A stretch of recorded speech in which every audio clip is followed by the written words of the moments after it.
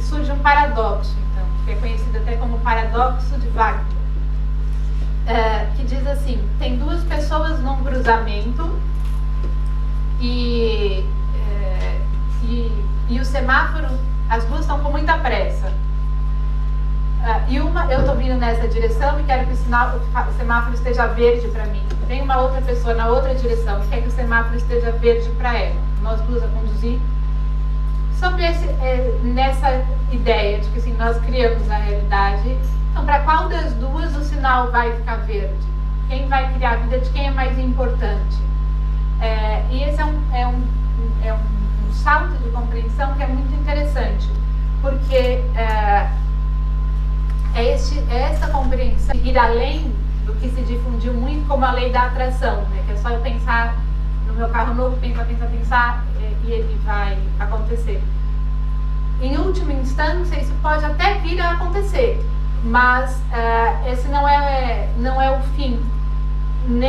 Com esse paradoxo do cruzamento, a gente compreende isso, que a observação que vai gerar a realidade experimentada, ela se dá num nível incomum de consciência, num nível de consciência que é compartilhado a todos nós. O nível sobre essa corrente, a gente chama de nível comum de consciência, seria o nível do ego, da nossa consciência, que vai reger alguns aspectos da consciência, e um nível incomum de consciência, que seria um nível compartilhado por nós, né? Então, isso no nosso corpo, como que isso funciona, né? Quando a gente tem um pensamento sobre alguma coisa, nosso cérebro cria redes neurais. E por que isso? Porque o cérebro, assim como todo mecanismo da natureza, ele tende a usar a menor energia possível para realizar uma determinada tarefa. Então, para isso, a gente tem as redes neurais, que são pré-programas no nosso cérebro, em que quando uma determinada situação se apresenta, a gente não precisa pensar e sentir ela desde o princípio toda vez. A gente já tem ali um elemento pré-pronto para a gente conseguir lidar com dinamidade, com a realidade. E esses circuitos são criados por nós. Entretanto, como que nós fazemos isso normalmente? Por exemplo, assim, é como se...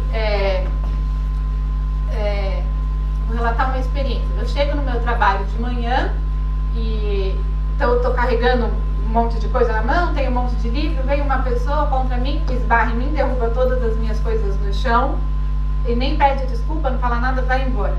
Bom, eu fico muito irritada com tudo aquilo, pego as minhas coisas e pensando, meu, que absurdo, onde já se viu, olha só, hoje em dia as pessoas não têm mais educação, o mundo está perdido mesmo, etc, etc.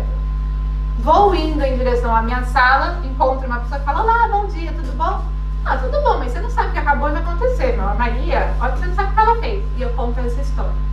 É como se, neurologicamente, o que está acontecendo? É como se existisse uma floresta entre eu e a Maria, que foi quem bateu em mim.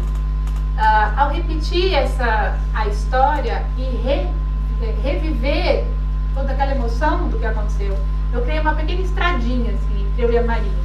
Aí o dia vai passando, e eu vou para cada pessoa que eu encontro, eu vou repetindo isso, né? Aí, no meio da tarde, meu marido me liga e pergunta, e aí, tá sendo bom o seu dia? Olha, você viu como eu saí de casa, eu tava super animada, meu dia tinha tudo para ser ótimo, mas aí a Maria, você sabe o que ela me fez. E aí eu vou estabelecendo esse caminho. Passado algum tempo entre eu e a Maria, não tem só uma estrada nacional, tem uma A5, 4 pistas, Alcatrão. Toda vez que eu reviver uma situação parecida, que remeta aquilo em sentimentos, em aspectos que para mim foram ali marcantes, eu vou reagir com este circuito. Então, por exemplo, aquelas pessoas que às vezes no trânsito, uma pessoa deu uma pequena fechadinha e ela reage como se tivesse destruído a casa dela toda.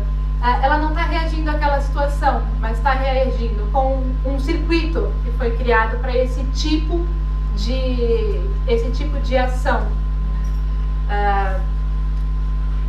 Uma boa notícia é que existe a neuroplasticidade. Isso quer dizer o quê? A gente pode reconstruir a todo momento os nossos circuitos. Um circuito neural ele demora de 21 a 65 dias para se estabelecer no cérebro. E os circuitos são formados por neurônios. Uma das características dos neurônios é que eles têm uma bolsinha no final que liberam os neurotransmissores, que são tipo a dopamina, a serotonina, os neurotransmissores.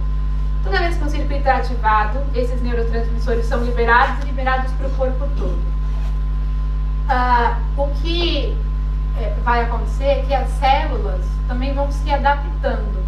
Então, se frequentemente eu tenho o mesmo tipo de... é como se fosse um coquetel químico, né? Um coquetel químico por diversas vezes sendo transmitido para o corpo, as células se adaptam a isso. E aí, chega um determinado momento em que as células precisam disso também para ter o seu comportamento normal. É isso que a gente diz que, então, o nosso corpo ficou viciado nas nossas próprias emoções. E que daí isso acontece com um cerceamento da nossa liberdade, porque as nossas escolhas elas vão ser condicionadas não só porque eu acho que penso, mas por essa necessidade mesmo fisiológica, né? E daí então, uma pessoa que teve um momento de estresse específico, aconteceu alguma coisa grave, desde tipo, morreu alguém, um acidente grave, ou até um término de relacionamento dramático, assim, algum acontecimento que foi emocionalmente muito marcante. E o corpo todo se ativa no que a gente diz em modo de sobrevivência, né? Porque as reações neurais estão acontecendo no cérebro reptiliano aqui atrás, mas só que quando isso não é desligado, ou seja, passado o momento, por exemplo, essa pessoa todo dia à noite ela revive a história com todos os sentimentos. Então, a todo tempo, durante muitos dias, ela está revivendo essa história neurologicamente e quimicamente no corpo. Um dado muito importante aqui é que o nosso cérebro ele não distingue um estímulo externo de um estímulo interno. Isso quer dizer o quê? Se eu estou na rua e vejo um carro passar, ou se eu fecho os olhos, eu imagino um carro passar, o meu cérebro não distingue as duas experiências. É o mesmo local do cérebro que se ativa. Então isso quer dizer, para o nosso cérebro é indiferente se eu vi ou se eu pensei que vi. E essa também então é uma outra chave fundamental dentro deste nosso processo de cocriação. Porque quando então uma pessoa que está nesse momento ou numa depressão, ou está com muita raiva, ou algum desses processos intensos, a pessoa decide, olha, vou mudar, chega, não dá mais. Mudei, na verdade. Já. Isso, quimicamente no corpo, dura 2 horas, essa decisão. Porque as células vão começar, de 2 formas diferentes, a mandar sinais de que, olha, maravilhoso esses novos pensamentos, mas e o nosso coquetel químico de todos os dias. Por isso, então, a necessidade de uma atenção ao momento presente. Né? Porque as redes neurais, elas se formam como? E por quê? Para onde vai a minha atenção? Para onde vai o foco da minha atenção? Porque a gente diz que a atenção é a locomotiva da mente. Né? Para onde a atenção vai, toda uma rede neural, todo esse processo se desencadeia para onde foi a minha atenção. E prestar atenção é uma coisa muito difícil, né?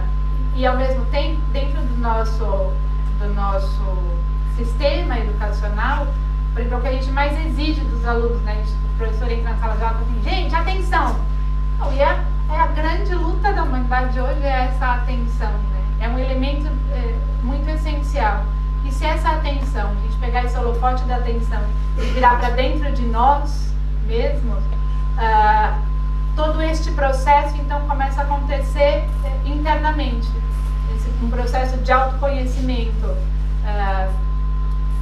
e que vai nos proporcionando cada vez mais criatividade, né? E liberdade, porque se eu tenho um pequeno leque de condicionamentos, é como se eu chegasse a uma sorveteria para escolher um gelado e ali na montra tivesse 4 sabores. E eu me sinto super feliz que eu sou livre para escolher o sabor que eu quero. Mas o que eu não sei é que no fundo da loja tem mais 60 sabores e que eu podia ir lá escolher, mas eu não sabia. Então eu me sinto super feliz com a minha pequena liberdade e nem sei que aquilo é um pequeno condicionamento. Como se, assim, quando a gente tem uma festa no final de semana num lugar que é próximo ao trabalho. Você está a conduzir, você se distrai quando você percebe que está na frente do trabalho. O que te permite não fazer isso? Estar atento, estar ali no momento presente. O momento presente, ele é a chave que nos possibilita a transformação. E isso tudo acontece no cérebro também em formas de ondas, né? São as nossas ondas cerebrais. A onda que a gente emite, a onda resultante, por assim dizer, do nosso corpo, vai ser a resultante em que todos os nossos órgãos têm uma vibração. Mas existem 3 centros de inteligência no corpo. Centros de inteligência mesmo, onde tem neurônios no cérebro, no coração e nessa parte, intestino e estômago. Inclusive a rede neural do intestino ela é mais complexa do que a rede neural do cérebro. Então, a nossa onda resultante vai ser a resultante desses 3 centros e é essa onda que vai se comunicar com o campo. Então, quando eu me referi há pouco, né, de que a questão da lei da atração, eu quero um carro novo, basta pensar.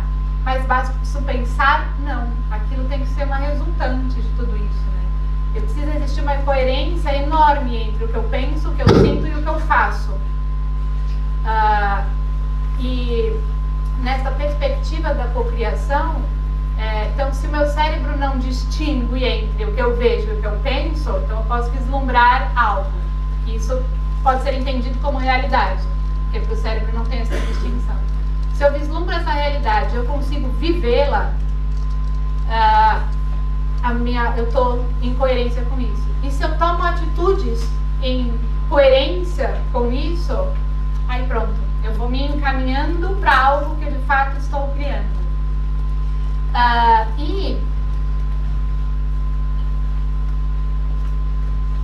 Desculpa, Antônio, até que hora? 30 minutos. Tem mais 30 minutos? Tem mais 30.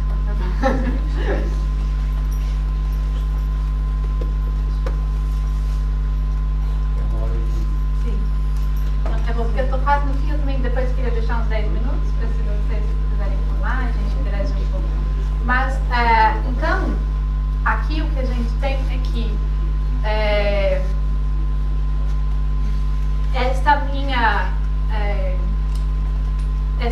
essa potencialidade que nós temos pode sim ser trabalhada e desenvolvida. É o que eu chamo das nossas tecnologias humanas, né? Então, trazer todos esses conceitos, né, da não localidade, de comunicação não local, todos esses aspectos que hoje estão sendo muito estudados, para o desenvolvimento das nossas potencialidades humanas. E aí entra um elemento que, na minha perspectiva, ele é fundamental. Tudo isso que eu coloquei até agora, isso não necessariamente precisa estar orientado para o bem comum. E se isso não acontece, por exemplo, Hitler, ele claramente tinha acesso a uma criatividade praticamente assim, ilimitada. Era uma pessoa totalmente no presente, com esse poder de vislumbramento e cocriação, com suas atividades e faculdades muito ativas, orientadas e coerentes nesse sentido para ele. E, né, deu o que deu. Então, esta compreensão de que isso é uma potencialidade humana, mas que só vale a pena ser desenvolvida se está enraizada e com muita lucidez, centrada em algo que é para o nosso bem e para o bem comum. Com esta consciência de que existe algo que nos é comum e que é comum a todos, e que estamos todos neste processo de desenvolvimento. E esse elemento, a compreensão desse elemento, traz algo que eu acho que é muito desafiador para a nossa evolução. De que, então, por exemplo, assim, eu quero uma pessoa que está com problemas financeiros, né? Então a pessoa ela consegue imaginar uma vida onde ela ela é rica, ela se imagina com as contas pagas, ela consegue imaginar. Mas como eu disse, não basta imaginar, precisa ter uma coerência entre os 3 eixos. Então ela imagina isso, ela quer. Mas o que ela intimamente pensa, as suas crenças limitantes puxa, na final de contas, olha, todo mundo que tem muito dinheiro é meio snob. Eu não sou snob, então não quero isso. De criança me diziam que o dinheiro é sujo, não põe a mão nisso. Ok, não põe a mão. Ou todo mundo que tem muito dinheiro, de certa forma, é corrupto. Eu não sou corrupto, então que isso não se aproxime de mim. Então, claramente, são coisas que não são conscientes, né? Mas isso vai criando as nossas redes neurais do que vão ser as nossas crenças limitantes. Em relação a várias coisas, né? Aos relacionamentos e tal. Então, um elemento interessante dentro desse processo esse trabalho de autoconhecimento vai nos dando clareza de quais são, né, as nossas crenças limitantes, de onde elas vieram, e aí então vamos ter várias ferramentas, por exemplo, o Sheldrake, não sei se vocês conhecem, que tem a teoria do campo morfogenético. E o Sheldrake fez vários experimentos, tanto com pessoas, tanto com animais. Alguns muito famosos, por exemplo, dos macacos na ilha, onde existiam vários arquipélagos e elas não tinham comunicação entre si. E numa ilha, um macaco aprendeu a comer, descascar o coco para comer. E algumas gerações depois, em todas as ilhas, todos os macacos tinham aprendido e faziam o mesmo, né? O que era isso? Existe uma informação que está disponível no campo e que ficou disponível naquela determinada faixa de frequência. E quem conseguir atingir aquela frequência consegue então ter acesso àquela informação. Por exemplo, as borboletas que migram do México para o Canadá, elas têm, entre sair do México e chegar no Canadá, passam-se 30 gerações de borboletas. E aí, então, a gente pensa, não, como é que na 5ª geração elas sabem para onde elas estão indo, o que elas estão fazendo, porque elas não ficam ali, e elas sabem, elas vão e voltam para o mesmo sítio, né? Então, esse tipo de fenômeno natural que ele estudou muito e compreendeu essa informação que fica disponível, né? Com homens e cachorros, tem um experimento muito interessante que pessoas que têm cão, então tinha uma câmera na casa da pessoa e uma câmera com a pessoa. Quando a pessoa ia para casa, o cachorro então, no mesmo momento, levantava, ia para a porta e ficava esperando. Um elemento interessante é que, se a pessoa estava no trabalho, ela levantava, como ela fazia todos os dias, para ir embora, mas a intenção dela não era ir para casa, era passar no supermercado primeiro. O cão nem se mexia. Só quando, em algum momento, tipo, lá no supermercado, a pessoa tinha então a intenção de ir para casa, aí então. E daí então a gente vai compreendendo essa relevância, né, da nossa intenção. E isso traz mais um dado muito interessante, que existem algumas pesquisas, tem mesmo muitos exemplos, mas um que eu acho muito interessante tinha num grande galpão 500 pessoas que iam meditar e outras 1000 pessoas que não iriam meditar. Meditar dentro desta perspectiva tem um efeito que é o seguinte: como eu disse, a nossa atenção é a locomotiva da mente, né? Para onde vai a atenção é para onde todo o processo neural se desenrola. E a meditação, ela nos proporciona uma atenção plena no momento presente.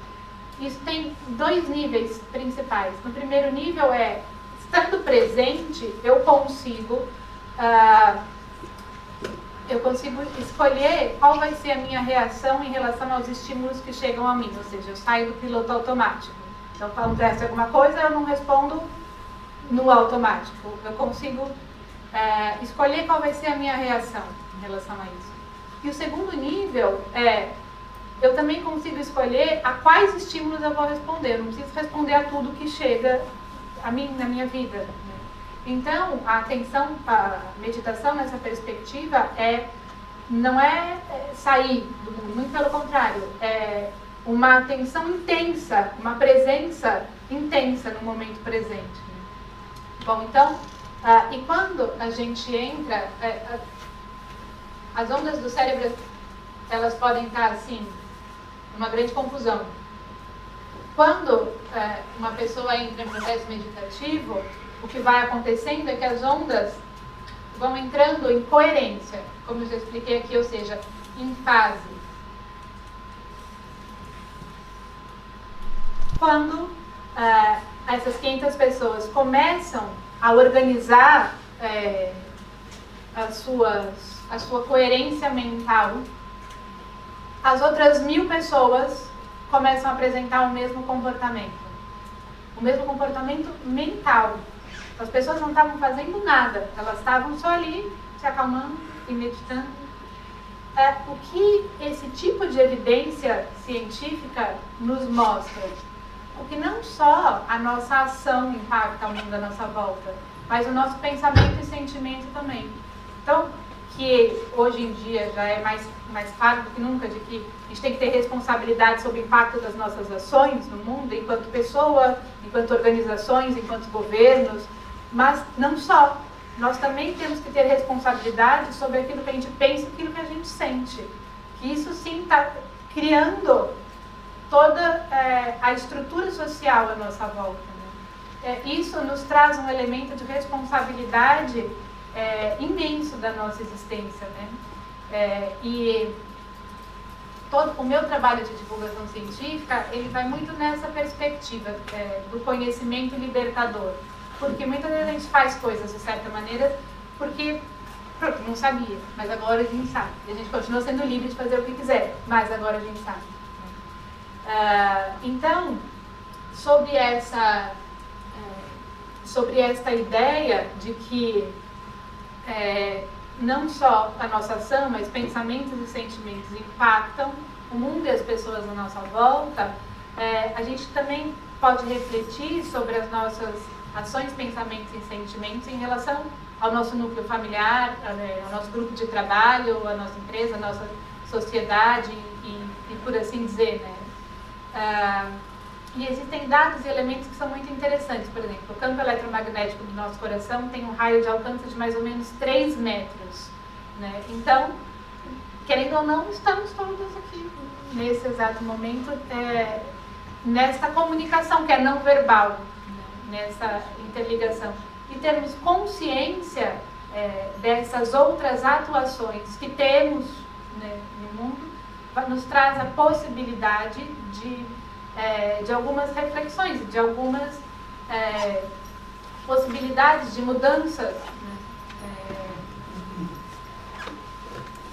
E então o que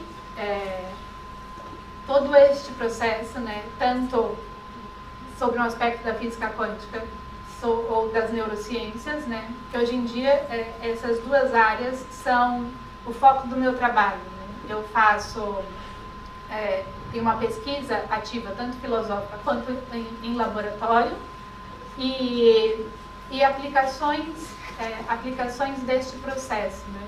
Porque quando eu mencionei na Universidade Federal de São Paulo, no núcleo de medicina, o projeto proposto ali de transdisciplinaridade era de que se compreendesse o ser humano com essa visão integral, né, da multidimensionalidade,